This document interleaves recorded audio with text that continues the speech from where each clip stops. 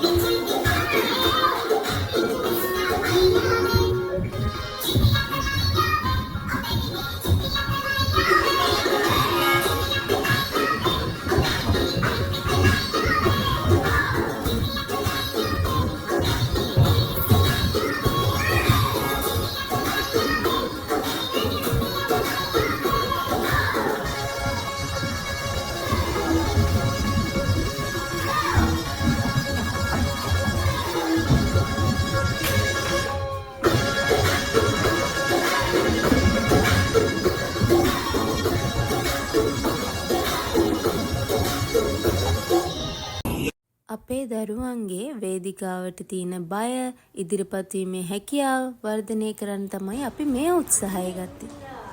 බලමු මේ කියලා කොච්චර සාර්ථකව කළාද කියලා.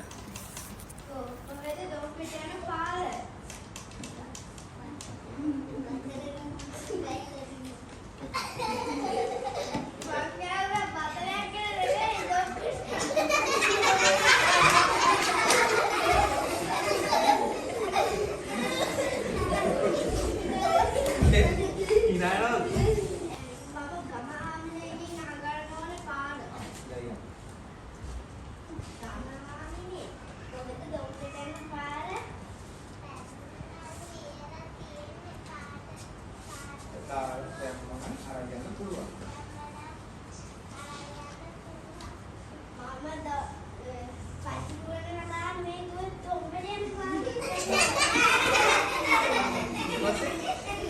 මොරුනම් අපේ පුතා ඉන්නව අතන පුතාගෙන් අහලා බලන්න.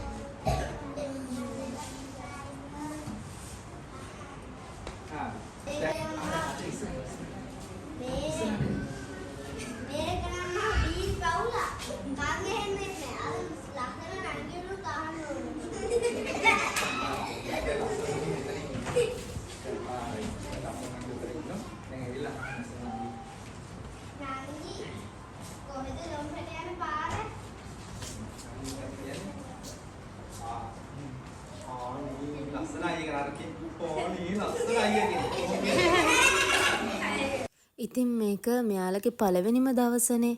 ඉතින් මේගොල්ලෝ ගොඩාක් ලැජ්ජාවෙන් ඉඳී. අපි බලමු අන්තිම දවස් වෙනකොට මෙයාලගේ ප්‍රගතිය කොහොමද කියලා. එතන තමයි මගේ ජයග්‍රහණය තියෙන්නේ.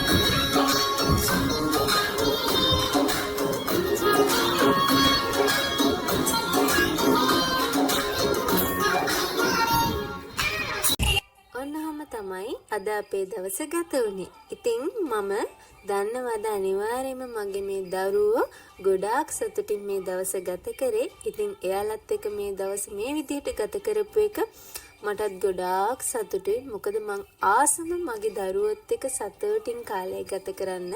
මම මගේ ජීවිතේ වැඩි හරියක්ම කරන්නේත් ඒක.